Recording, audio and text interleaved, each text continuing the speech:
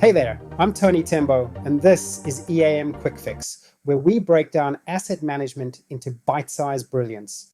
Today's fix, the work management process, and we're jumping straight into step one of work management, identifying work. Before any planning, scheduling, or execution happens, you need a clear understanding of what work actually needs to be done.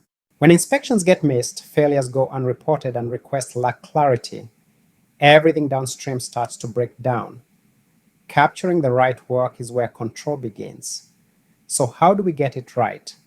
It all comes down to three key sources of work. First, reactive work, failures, breakdowns, and urgent fixes.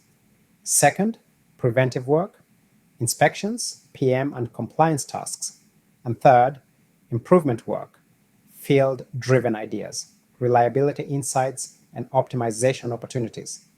That's your full spectrum. Capture it right, and everything else flows. Every work request should be clear, justified, and traceable. That means good descriptions, proper coding, and a system that captures it all.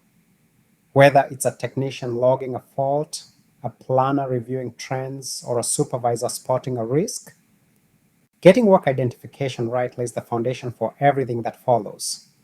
Planning, scheduling, and execution all depend on it.